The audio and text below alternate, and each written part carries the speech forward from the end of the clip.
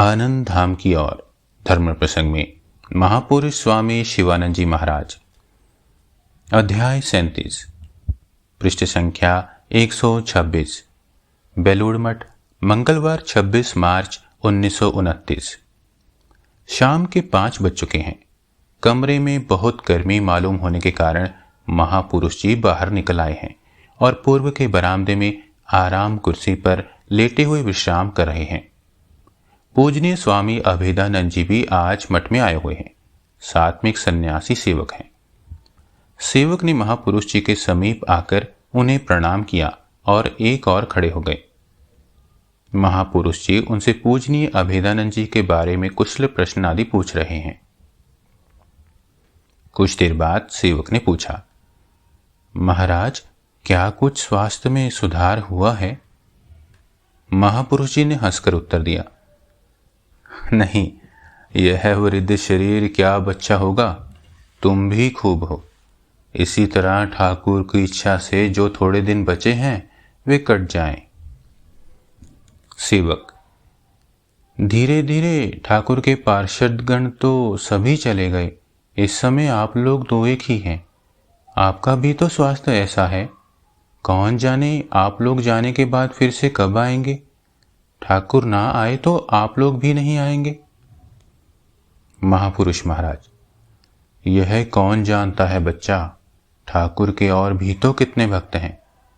हम लोग को ही लेकर आएंगे, यह कोई बंधा हुआ है क्या? सेवक, आप लोग तो ठाकुर के अंतरंग पार्षद हैं, आप लोगों को भी साथ साथ आना पड़ेगा। महापुरुष महाराज, इसका क्या पता, यह सब व्यक्तित्व नश्वर है, यह जगत भी अनित्य है। हाँ, प्रवाहकार रूप से नित्य है। एकमात्र भगवान ही सत्य हैं। वे चिरकाल से हैं और युग युग में जगत के कल्याणार्थ नर देह धारण किया करते हैं। यह केवल उनकी अहेतु की कृपा है। वे स्वयं पूर्ण शुद्ध बुद्ध मुक्त स्वभाव हैं। उनका इस दुनिया से कोई प्रयोजन नहीं रहता। उनका ना कुछ प्राप्य है न अप्राप्य, क्योंकि वे स्वयं पूर्ण हैं। फिर भी जब जगत भाराक्रांत होता है और अधर्म का अभ्युदय होता है, तब वे ही परम कारुणिक भगवान पतितों की रक्षा करने के लिए स्वेच्छा से नरदेह धारण करते हैं और जगत का दुख कष्ट दूर कर देते हैं।